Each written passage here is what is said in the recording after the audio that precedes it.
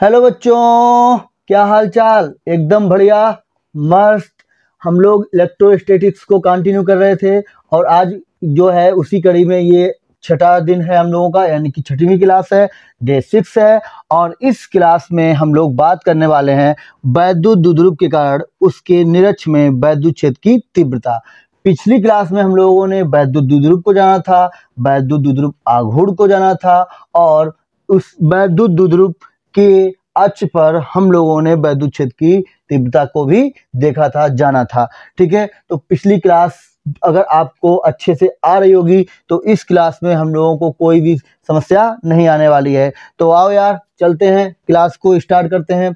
तो कुर्सी की पेटी बांध लीजिए और चलते हैं इस नए सफर की ओर, जो कि बहुत ही सुहावना होने वाला है। बस आप लोग चीज़ों को अच्छे से समझिएगा और समझ में उसी बच्चे को आएगा जो बराबर यहाँ पर फोकस कर रहा होगा और चीज़ों को नोट डाउन कर रहा होगा, लिख रहा होगा। साथ ही साथ यहाँ पर जो भी चीज़ आपको बताई जा रही होगी उसको उस पर कमेंट भी कर रहा होगा। ठीक है, तो वैद्युत द्विध्रुव के कारण उसके निरक्ष में वैद्युत क्षेत्र की तीव्रता क्या होती है, आओ जरा जानते हैं।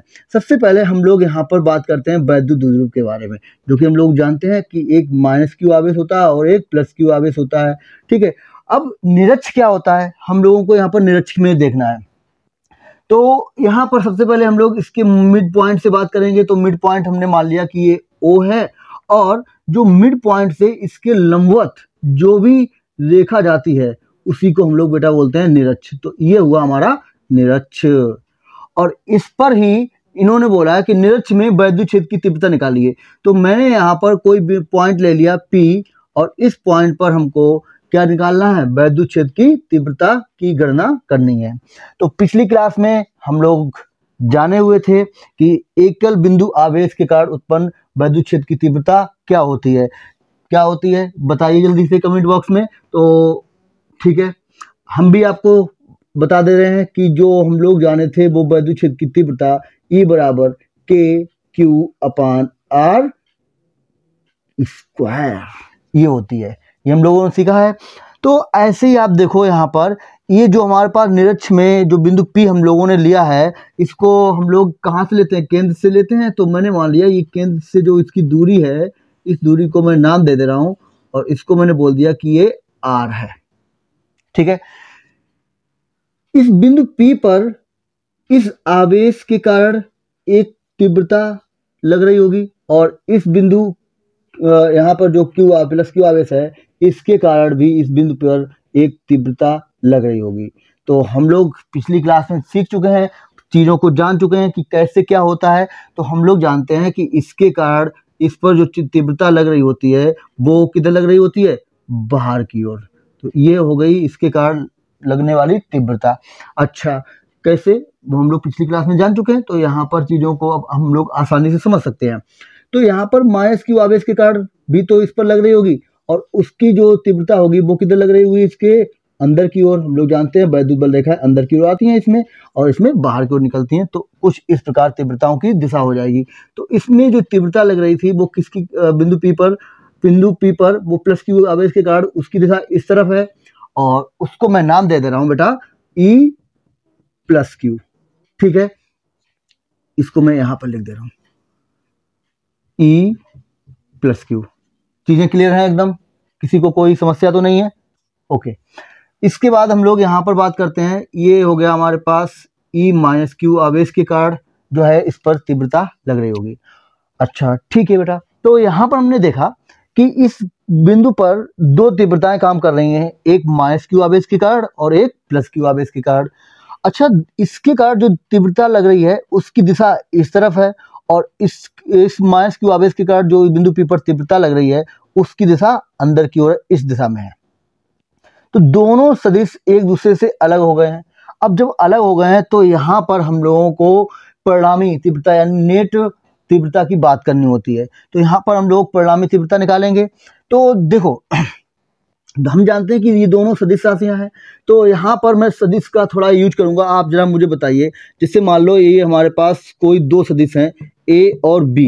ठीक है, ये दो सदिश हैं और किसी इन दोनों का जो परिणामी है वो इसके बीच में होकर जा रहा है। मान लो ये R है, ये परिणामी आर जो है इससे बीच में होकर जा रहा है, इसके बीच से होकर जा रहा है, जो कि मैंने मान लिया कि थीटा कोण पर है। तो हम लोग देखते हैं कि दो सदिश किसी एंगल पर होते हैं तो उनका परिणामी उनके बीच से होकर जाता है। तो यहाँ पर आप देखेंगे कि इनका परिणामी कहीं इसके बीच से होकर जा रहा होगा, कुछ इस प्रकार से। तो हमने मान लिया कि ये कोण अगर थीटा है तो आप मुझे बताइए ये कोण भी कितना होगा, थीटा ही होगा, ठीक है, क्योंकि ये दोनों सदिश एक दूसरे को, ये जो इसका नेट सदिश आ रहा होगा, यानी नेट परिणामी तीव्रता होगी, वो क्या करेगी, इन दोनों का अर्धक कर देगी, ठीक है। तो ये एंगल अगर मैंने थीटा मान लिया है तो ये भी कितना होगा, थीटा। यहां तक चीजें एकदम क्लियर हैं, ठीक, ओके। इसके बाद हम लोग बात करते हैं कि आखिर ये जो हम लोगों ने नेट, ई नेट इसे हम बोल दे रहे हैं, ई नेट आखिर होगा कितना। तो आप जरा मुझे बताओ, यहां पर मैं बात कर लेता हूं। यहां पर ये जो सदिश है हमारे पास, इसका अगर हम लोग वियोजन करें, ये जो सदिश है इसका अगर हम वियोजन करें बेटा, यहां पर चीजों को ऐसे समझिएगा। देखिए ये जो हमारे पास सदिश है, मैंने आपको बताया था कि जो एक्सिस के साथ है, जो पास में है उसको कॉस ले लेना है, और जो दूर है उसको जो है साइन ले लेना है। तो आप देखो ये जो सदिश है वो इसके साथ में कोण बना रहा है, तो ये पास पड़ रहा है, और ये जो हमारे पास यहाँ पर अगर मैं बात करूंगा यहाँ पर, तो देखिएगा ये थोड़ा दूर हो जाएगा, तो ये एंगल कितना हो जाएगा, ये बन जाएगा हमारे पास।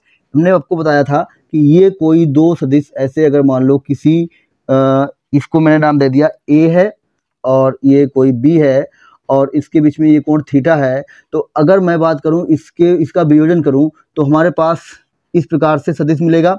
इस यहाँ पर अगर हम बात करें तो देखो एक्स एक्सिस में आप देखेंगे कि ये पास में पड़ रहा है, तो ये हो जाएगा ए कॉस थीटा। मैंने बोला था आपको कि एक के साथ कॉस ले लेना है, ये चीज हम लोग पीछे सीख चुके हैं।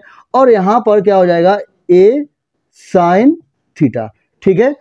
चीजें यहाँ तक क्लियर हैं। ये कैसे आता है तो ये भी देख लीजिएगा कि पूरा एंगल जो है वो कितना होता है, 90। अब ये वाला कितना बचा है, वो बचा है हमारे पास 90 माइनस थीटा, ठीक है, 90 माइनस थीटा। तो जब यहाँ पर रख दोगे cos 90 माइनस थीटा, क्या होता है cos 90 minus theta sine theta, तो ये बन जाएगा a साइन थीटा। तो कुल मिलाकर हमारे पास ये समझ में आ गया कि ये एंगल जो है एक्सिस के साथ बना रहा है ये वेक्टर, तो ये कितना मिल जाएगा हमको यहाँ पर, e किसके कारण, प्लस क्यू के कारण, तो plus Q cos theta, clear. और जो ऊपर दूर है वो मिल जाएगा हमको e plus Q sine theta. चीजें एकदम क्लियर हुई, ठीक है। इसके बाद अगर मैं इसके बारे में बात करूं तो इसके कारण भी देखो ये इसके साथ पास में है, तो पास में है तो इसके कारण भी इधर ही तीव्रता लग रही होगी, और वो कितनी लग रही होगी, क्योंकि माइनस क्यू आवेश के कारण है तो माइनस का यानी E minus Q cos theta हो जाएगा, पास में है तो कॉस ले लेंगे। और ये जो है इधर हम देखेंगे तो इधर हमारे पास कितना हो जाएगा, E minus Q sine theta. इतनी बात समझ में आई, ठीक है। अब जरा मुझे बताओ वैद्युत द्विध्रुव का ये मिड पॉइंट हुआ, तो बच्चा ये दूरी d और ये दूरी d होगी हमारे पास, ठीक है। हम लोगों ने कल बात करी थी कि जो वैद्युत द्विध्रुव आघूर्ण बनता है वो कैसे बनता है, किसी एक आवेश और उनके बीच की दूरी के गुणनफल को ही हम बोलते हैं। तो जरा मुझे बताओ बीच की दूरी हम लोग 2d लेते हैं। अब ये मिड पॉइंट हो गया तो ये d और d हो जाएगी, यहाँ तक ये चीजें एकदम क्लियर, ठीक है। तो आप देख रहे हो यहाँ पर बिंदु जो P है उस पर एक ई नेट निकल के आया, और वो ई नेट कितना निकल के आया वो हम लोगों ने देखा, ई नेट जो है वो कुछ इस प्रकार समझ में आ रहा है। कितना आ रहा है, आप देख रहे हो यहाँ पर E plus Q cos theta और E minus Q cos theta दो लग रहे हैं, E plus Q cos theta और plus E minus Q cos theta. चीजें यहाँ तक बिल्कुल क्लियर हैं। अच्छा, यहाँ पर देखो एक बिंदु P पर एक तीव्रता जो है ऊपर लग रही है E plus Q sine theta, और एक नीचे लग रही है E minus Q sine theta. अब ये भी तो लग रही हैं, इनके बारे में थोड़ा चर्चा करते हैं। तो हमें यहाँ पर देखना है कि E प्लस क्यू और E माइनस क्यू एक्चुअली में है कितनी, इन पर थोड़ा हम लोग डिटेल में चर्चा करते हैं, ठीक है। चीजें यहाँ तक बिल्कुल एकदम क्लियर है, कंठस्थ है सभी को, ओके। देखो तो हमें यहाँ पर देखना है कि आखिर E प्लस क्यू कितना है। तो माइनस क्यू आवेश के कारण अगर हम बात करें, माइनस क्यू आवेश के कारण बिंदु P पर बिंदु P पर तीव्रता के बारे में बात करें, मैं यहाँ पर लिख दे रहा हूँ चीज़ों को, ठीक है। तो E माइनस क्यू, आप जरा मुझे बताओ, इस आवेश से इसकी बीच की दूरी हमको चाहिए होगी, तो ये दूरी कितनी होगी, कोई मुझे बताएगा? ये दूरी मैंने R मान ली, ये दूरी कितनी है, D है। आप मुझे बता सकते हैं ये 90 का एंगल बनेगा, तो ये एक समकोण त्रिभुज बनेगा। अगर समकोण त्रिभुज है तो समकोण त्रिभुज में ये वाली भुजा जो होगी वो कैसी होगी, कर्ण होगी, ये वाली भुजा कर्ण होगी, ये लंब और ये आधार। तो यहाँ पर मैं पाइथागोरस प्रमेय का यूज कर सकता हूँ, और पाइथागोरस प्रमेय की सहायता से यहाँ पर इस कर्ण को निकाला जा सकता है। तो यहाँ पर मैं इसको कोई नाम दे दे रहा हूँ A, और ये बिंदु को B बोल दिया। तो आप देखो एक समकोण त्रिभुज हमारे पास बन रहा है AOP। तो समकोण त्रिभुज AOP में थोड़ा हम लोग चर्चा करेंगे, क्योंकि ये चर्चा का विषय भी है, ठीक है। क्योंकि हमको ये दूरी चाहिए होगी, क्योंकि माइनस क्यू आवेश से बिंदु P की बीच की दूरी चाहिए होगी, है ना। तो चलो यहाँ पर हम लोग निकालते हैं। ये इसके कारण यहाँ पर वैद्युत क्षेत्र की तीव्रता E माइनस क्यू कितनी होगी, उसके लिए हमको चाहिए होगी ये बीच की दूरी। तो चलो यहाँ पर पाइथागोरस प्रमेय क्या होती है, कर्ण का वर्ग बराबर लंब का वर्ग धन आधार का वर्ग, ये हम लोग जानते हैं। तो कर्ण हमारे पास है AP, उसका वर्ग, लंब क्या है हमारे पास OP, उसका वर्ग, आधार क्या है हमारे पास AO, उसका वर्ग। तो AP स्क्वायर बराबर OP कितना है, OP जो है वो देखा जाए तो आप बताइए, मैंने उसको क्या माना है R, तो R स्क्वायर हो जाएगा। AO क्या है, AO जो है वो D है, तो ये D का स्क्वायर हो जाएगा। बट हमको चाहिए AP, तो AP बराबर हो जाएगा under root R square plus D square. यहाँ तक चीजें एकदम क्लियर, ठीक है। अब जरा मुझे कोई बताएगा बच्चा, ये जो हमारे पास समकोण त्रिभुज है, इसमें ये R, और इस बार समकोण त्रिभुज में अगर बात करें तो ये R, यानी कि ये वाली भुजा कॉमन है, उभयनिष्ठ है, तो ये दोनों समकोण त्रिभुज एक ही जैसे होंगे। और आप देख रहे हो यहाँ पर आधार भी समान है, तो ये दूरी भी कितनी होगी, R square plus D square. मतलब हम लोगों ने एक पर चर्चा कर ली, दूसरा अपने आप खुद निकल के आ गया। तो R square plus D square, तो ये दूरी निकल आई। तो ऐसे अगर मैं E माइनस क्यू अगर यहाँ पर देखूं तो वो कितना होगा, KQ अपान R स्क्वायर। तो R अब हमको पता चल गया वो है under root R square plus D square और उसका स्क्वायर। क्लियर, इस सूत्र से हम लोगों ने यहाँ पर निकाल दिया। अब ऐसे ही अगर मैं प्लस क्यू आवेश की वजह से देखूंगा, प्लस क्यू आवेश की वजह से, तो वहाँ पर चीज़ें क्या दिखती हुई आएंगी हमको नज़र, तो वो कुछ इस प्रकार से आएंगी। आप देखिएगा वो कितना होगा, KQ अपान, ये भी आप देखोगे कितना है, वो R square plus D square under root R square plus D square. अब चूंकि स्क्वायर है तो स्क्वायर भी करना पड़ेगा। यहाँ तक चीज़ें एकदम बिल्कुल क्लियर।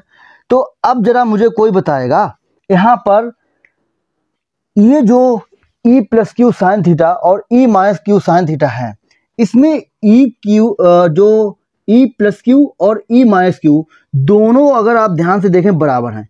जब ये बराबर है साइन थीटा, ये बराबर है साइन थीटा, मतलब ये भी परिमाण में बराबर हो गया, ये भी परिमाण में बराबर हो गया। बट आप देख रहे हो ये लग रहा है ऊपर की ओर और ये लग रहा है नीचे की ओर, तो दोनों कैसे होंगे, दोनों दिशा में अलग अलग हो गए, विपरीत हो गए। एक ऊपर लग रहा है, दूसरा नीचे लग रहा है, बराबर है, तो ये एक दूसरे को कर देंगे कैंसिल आउट, यानी कि इनका प्रभाव यहाँ पर खत्म हो जाएगा। तो बिंदु P पर आप देख रहे हो E नेट जो हमारे पास लग रहा है वो कितना लग रहा है, E plus Q cos theta और E minus Q cos theta, sorry E minus Q cos theta. तो E नेट कितना निकल के आ गया, E plus Q cos theta plus E minus Q cos theta. Clear, यहाँ तक समझ में आ गया, ये एक दूसरे को कैंसिल आउट कर चुके हैं, ठीक है। तो बच्चा आप जरा मुझे बताओ, दोनों एक जैसे ही तो हैं, दोनों की वैल्यू एक है, तो मैं इसको क्या लिख सकता हूँ, मैं इसको लिख सकता हूँ कि जो परिणामी तीव्रता है वो 2 इंटू E प्लस क्यू, आप चाहें तो माइनस का कर सकते हैं, कोई दिक्कत वाली बात नहीं है, चीज़ें एक ही हैं, तो वहाँ पर कोई भी फर्क नहीं पड़ने वाला। क्लियर यहाँ तक। अब हमारी सबसे मेन चर्चा जो रह गई है वो कॉस थीटा पर रह गई है। हमको कॉस थीटा चाहिए होगा, तो मैंने मान लिया कि आप जरा मुझे बताओ ये एंगल थीटा है, तो बच्चा कोई मुझे बताएगा ये वाला एंगल कितना होगा? हाँ जी, हाँ थीटा होगा। क्या होगा? थीटा होगा। क्यों होगा? ये तो सब लोग जानते हैं। जो मैथ का पार्ट पढ़े हुए होंगे उनको पता होगा, ये मैथ का पार्ट है कि दो समांतर रेखा। अब इसमें समांतर रेखा हमको ढूंढनी है, तो देखो ई नेट वाली ये रेखा और ये जो द्विध्रुव वाली रेखा है ये समांतर रेखा होगी, है ना, और ये तिर्यक रेखा इसको कट कर रही है। ये एंगल थीटा है, तो ये एंगल भी थीटा होगा, क्योंकि ये कोण आपस में बराबर होते हैं। तो ये थीटा हो गया है। अब अगर ये थीटा है तो हम लोग यहाँ से इस समकोण त्रिभुज का यूज करके कॉस थीटा पर चर्चा कर सकते हैं। तो यहाँ से अगर मैं कॉस थीटा पर बात करूंगा तो कॉस थीटा जो होता है वो क्या होता है बेटा? आधार बटे कर्ण होता है। आधार बटे कर्ण होता है, ठीक है। तो यहाँ पर आधार कितना है हमारा? आधार है हमारे पास डी है, और कर्ण हम लोग निकाल चुके हैं, वो कितना है? Under root R square plus D square. चीजें एकदम बिल्कुल क्लियर हुआ सभी को? ओके, आगे बढ़े। चलिए आगे बढ़ते हैं। तो यहाँ पर मुझे ई नेट चाहिए होगा। ई नेट हम लोग निकालेंगे, और वो ई नेट हमारे पास क्या आने वाला है? जरा देखिए, चीज़ें एकदम बिल्कुल आसान है। हमारे पास ई प्लस क्यू पता है, बिल्कुल पता है, अभी निकाल के रखा। ये है कितना है? K Q upon under root R square plus D square, और उसका है whole square into cos theta. निकाल चुके हैं बच्चा, कितना है? ये है D upon under root R square plus D square. Okay, इतनी चीजें क्लियर। अब मैं यहाँ पर थोड़ा स्पेस चाहिए होगी, तो मैं इसे कर दे रहा हूँ रफ, ठीक है। अगर कोई स्क्रीनशॉट लेना चाहे तो ले सकता है, ठीक है। आगे बढ़ते हैं। तो कॉस थीटा हम लोग निकाल चुके हैं, वो कितना आया? D upon under root R square plus D square. इस समकोण त्रिभुज से दोबारा यूज कर लिया हम लोगों ने, और यहाँ पर कॉस थीटा की वैल्यू निकाल ली, क्योंकि हमको यहाँ पर जरूरत थी, तो हम लोगों ने यहाँ पर इसकी वैल्यू पुट कर दी। अब चीजें मैं रफ कर सकता हूँ, ठीक है। ओके, ठीक, तो आगे बढ़ते हैं। आगे बढ़ने पर हमको क्या करना है? यहाँ पर इससे जो है ई नेट को फाइंड आउट करना है। क्या है? ई नेट जो है हमारे पास वो कितना आने वाला है? तो देखो चीजों को मैं किस प्रकार लिख रहा हूं। के को मैंने ऐसा रखा, और इस दो को मैं डी के साथ ले रहा हूं, तो Q इंटू 2D ऐसे कर लिया इस प्रकार। और नीचे आप देखिए ये इसका होल स्क्वायर है, तो यहां पर वर्ग से वर्गमूल हट जाएगा सॉरी, वर्ग से वर्गमूल हट जाएगा, तो R square plus D square बचेगा। और यहां पर आप देखेंगे कि ये लिखा है अंडर रूट में R square plus D square, एक ही चीज लिखी है दोनों जगह। ये यहाँ पर एक पावर है, और अंडर रूट का मतलब होता है आधी पावर। इतना तो हम लोग जानते हैं बचपन से ही हम लोग सीखते चले आए हैं। तो ये क्या है? Q इंटू 2D, जो कि हम लोग जानते हैं वैद्युत द्विध्रुव आघूर्ण होता है, P से प्रदर्शित करते हैं। और ये हमारे पास चीजें कुछ इस प्रकार की दिख रही हैं कि इसे मैं लिख सकता हूं, ये एक पावर है और ये आधी पावर है, गुणा की क्रिया हो रही है, तो घातें जुड़ जाएंगी, तो 1 प्लस 1/2 यानी कि 3/2, ठीक है। तो ये हो जाएगा, यानी हमारे पास जो ई नेट निकल के आया वो कितना आया? K P upon R square plus D square की पावर 3/2। ये आ गया किसी वैद्युत द्विध्रुव के कारण उसके निरक्ष में किसी भी बिंदु पर वैद्युत क्षेत्र की तीव्रता। ई नेट बराबर K P upon R square plus D square की होल पावर 3/2, ठीक है। बिल्कुल एकदम क्लियर हुआ। अब जरा मैं यहाँ पर बात करूं, अगर मान लो ये जो हमारे पास आर है वो बहुत दूर है, यानी कि अगर मैं बोलूं कि आर बहुत बड़ा है डी से, तो उस केस में आप अगर देखें, मैं बोल सकता हूं कि आर स्क्वायर तो और बड़ा हो जाएगा। चीजें यहां तक बिल्कुल क्लियर है भाई। आर अगर बड़ा है तो आर स्क्वायर जो है वो डी से बहुत बड़ा हो जाएगा। आप जैसे देखिए कि अगर मैं 5, मान लो आर की वैल्यू 5 है और डी की वैल्यू जो है यहाँ पर 5/2 है, ठीक है। या यहाँ पर मैं और भी छोटी कर लूँ क्योंकि ये बहुत छोटा है, तो मैं इसको और भी छोटा कर ले रहा हूँ। ये मान लो कि हमारे पास 0.5 है, ठीक है। तो इसका स्क्वायर करेंगे तो हमको मिलेगा 25। इससे ये बड़ा दिख रहा है, बिल्कुल सही है। अब स्क्वायर करेंगे तो ये मिलेगा 25, और जब इसका स्क्वायर करेंगे तो ये मिलेगा हमको 0.25, ठीक है। इसका स्क्वायर करेंगे तो ये देख रहे हो आप कि 0.5 से 0.25 तो और भी छोटी वैल्यू हो गई, छोटा हो रहा है, और ये देख रहे हो बहुत बड़ी हो रही है। तो आर स्क्वायर जो है डी स्क्वायर से बहुत ही बड़ा हो जाएगा उस केस में। तो जब ऐसा है, और मैंने बताया था प्लस हो या माइनस हो तो वहां पर हम उसको नगण्य मान सकते हैं। तो यहाँ पर डी को मैं 0 के बराबर ले सकता हूँ। तो ई नेट जो है हमारे पास वो कुछ इस प्रकार का दिखता हुआ आपको दिखेगा कि वो बनेगा KP अपान आर स्क्वायर की पावर 3/2। और आपको पता है कि किसी नंबर की पावर है और उसकी होल पावर है तो पावर्स का आपस में क्या होता है, गुणा होता है। तो गुणा होने पर ये 2 से 2 जाएगा कट, और यहाँ पर हमारे पास कहानी कुछ इस प्रकार की दिखती हुई नजर आ रही है। वो क्या आ गई है, ई नेट बराबर KP upon R cube. Clear. तो जो हमारे पास परिणामी तीव्रता निकल के आई है ई नेट बराबर वो कितनी, KP अपान आर क्यू, और K का मान हम जानते हैं कितना होता है 1/4 pi epsilon naught P upon R cube. Okay, चीजें एकदम बिल्कुल क्लियर, कोई दिक्कत तो नहीं, सभी को एकदम क्लियर हुआ।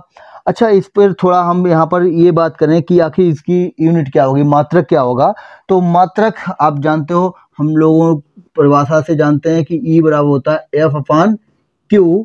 तो यहाँ पर क्या हो जाएगा, ये बल है, बल का मात्रक न्यूटन, और नीचे Q है यानी Q नॉट होता है, ठीक, कोई दिक्कत नहीं। Q नॉट उसका मात्रक क्या होगा, आवेश का मात्रक कूलाम होता है। तो इस प्रकार हमारे पास जो इसकी यूनिट यानी कि मात्रक निकल के आएगा वो क्या आएगा, न्यूटन प्रति कूलाम। ओके, तो एकदम मक्खन की तरह समझ में आ गया, कोई दिक्कत तो नहीं है किसी को। अगर कोई समस्या हो तो आप लोग जो है बोल सकते हैं कमेंट सेक्शन में। चीजें एकदम बिल्कुल क्लियर हैं, आसान है, आराम से समझिएगा, कोई जल्दबाजी नहीं, आराम से देखिएगा। अगर फिर भी कोई समस्या रह जाती है तो आप लोग जो है इसे दोबारा देख लीजिएगा, वीडियो को आप लोग दोबारा देखकर चीजों को क्लियर कर सकते हैं फिर से, ठीक है। तो आज की क्लास हम लोग यहीं पर समाप्त करते हैं और मिलते हैं हम लोग कल की क्लास में। ओके, बाय, जय हिंद।